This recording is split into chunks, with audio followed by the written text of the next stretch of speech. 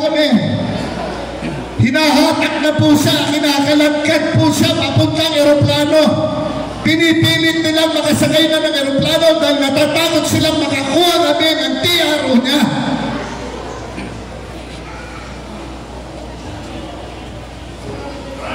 Gusto ko lamang pong malaman yun, ang mga pagyayari noong araw na yun. Kasi alam ko malayo kayo dito. Hindi nyo alam ang mga katotohanan. Si Atty. Delgra, hinaldak yung parong niya na punit. Si Kitty, hinaldak yung damit niya na nagbukas. Oo, napalo ni Hanilet ng cellphone yung isang babaeng pulis. Kasi maski na kayong mga ina, kung anak nyo kinakalagkan, anong gagawin nyo? Hindi nyo tinipensahan ang anak nyo? Baka makapatay pa kayo.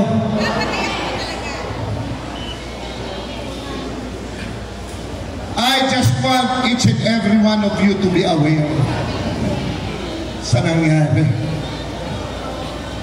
noong araw na yun.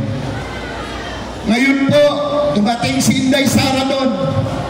Nakikiusap na makapasok. Ano po, nung nasa loob pa po, si Tatay Digong, sabi po nung arresting officer, hindi na po, walang pwedeng pumasok dito. Ako lang ang batas dito. Sabi nung officer in charge, hindi ko ba pwedeng hintayin yung anak ko? Yung anak ko kasi abogado ko. Alam niyo kung sino yung abogado na anak niya? Sino po? Sara. Sino po? Sara. Lakas niyo yan. Sino po? Sara. Opo. Nakiusap na gusto si Vice President. Ang sagot, walang pwede nang pumasok. Kunin na yan, sige na. Sige na. Tapos po, yung isang malaking naka-uniforme, ginanon na po sa likod si Tatay Digong. Tapos binibitbit. Binibitbit yung 80 anyos na tao!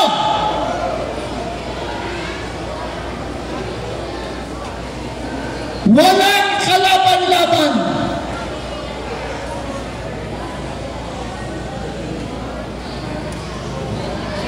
Pangil, wala akong sinisiraang mga tao. Ikinukwento ko lang ang totoong nangyari para malaman nyo. Dahil karapatan nyo ring malaman ang mga katotohanan. Uulitin ko, kung magagawa nila ito sa former president, paano na kayo? Paano ng mga ordinaryong mamamayan?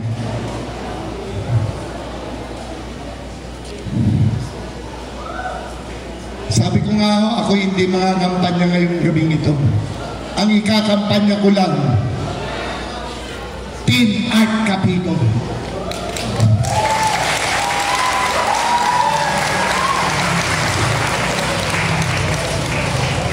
Mahal ko yung taong yan. Alam nyo, matagal na pong gustong manilbihan sa inyo yan. Matagal ko na rin sinasabi sa kanya, mayor na talaga ang takbuhin mo. Kasi mabuti kang tao. Ang puso mo ay gusto mo makipagbigay ng tamang serbisyo sa mga tiga-tagil.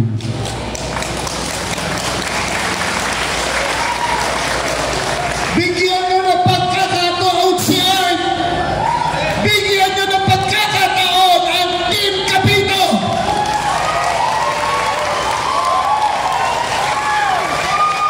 Sinisiguro ko po sa inyo, gaganda ang kinabukasan ng Pangil. Dahil walang korupsyon sa Team Capito.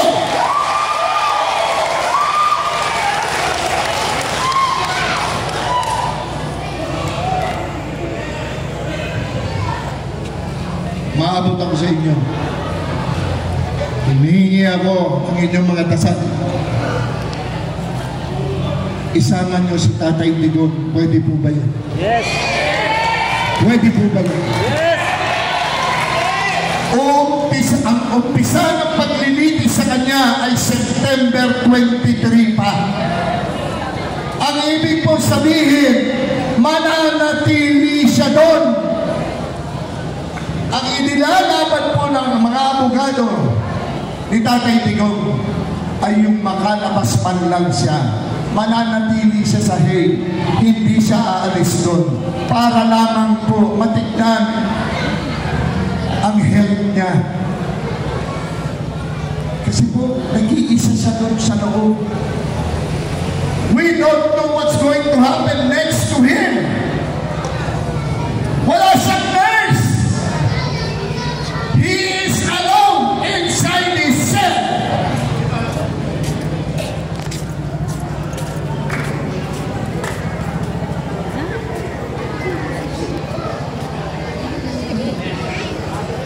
Si Tatay Digong po ay nagsabi noon, ewan ko kung maalala niyo. Ang sabi niya, to my countrymen, kung hindi ko kayo mapapaligaya o mapapasaya. Pero nagawa ko naman maging komportable kayong lahat. At sinabi niya po, walang takot sa kanya. Ako'y Pilipino. Sabi niya gano'n. Kung ito ang aking destiny, then be it. Ibig niyang sabihin, hindi niya aatrasan itong laban na pinagdadaanan niya. Pero, alam ko, hindi lang ang pangin ang sambayanang Pilipino ay kaisa ni Tatay Digong. Tama ko ba?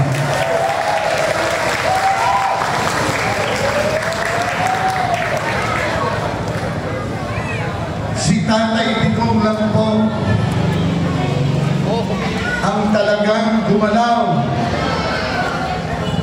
na para maiayos ang buhay ng mga Pilipino, lalo na po ang pinakamahihirap na mahirap.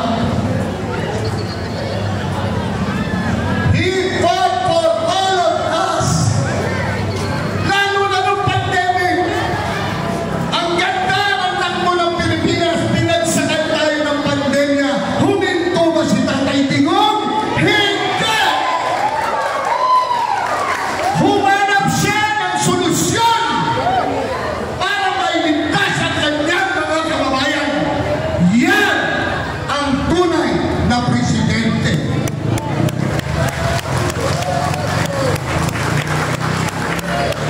Hindi isa-isa nila ang mga Duterte.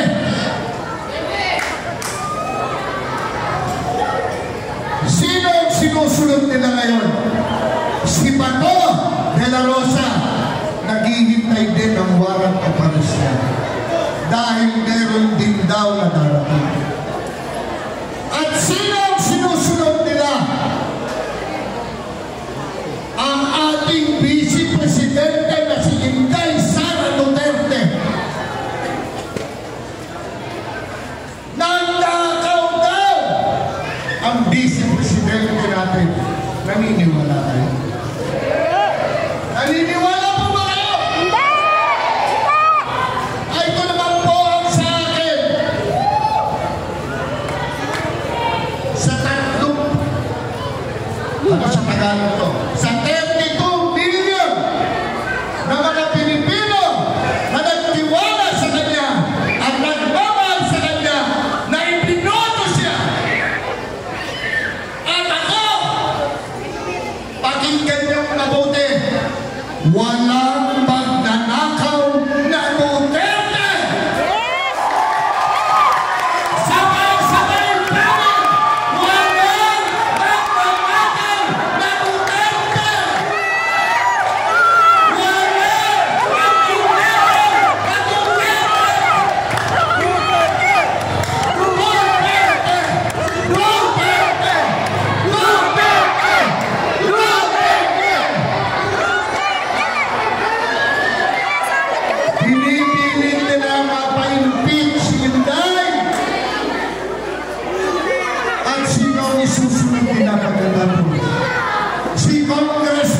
Pangulong Duterte. At isusunod nila sino? Si Mayor Baste Duterte. Ang paglagawa nila yan, ang sabi nila, wala nang hahadlang sa kanila sa anumang gusto nilang gawin. Papayag ba ang mga Pilipino?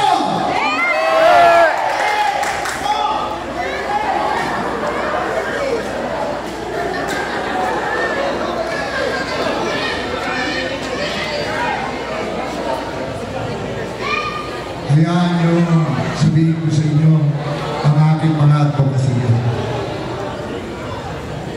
Gusto ko pong ipagpatuloy ang laban na naiwanan ng ating dating Pangulong Rodrigo Roa Duterte. Labanan ng korupsyon, kriminalidad, at ang salot na droga.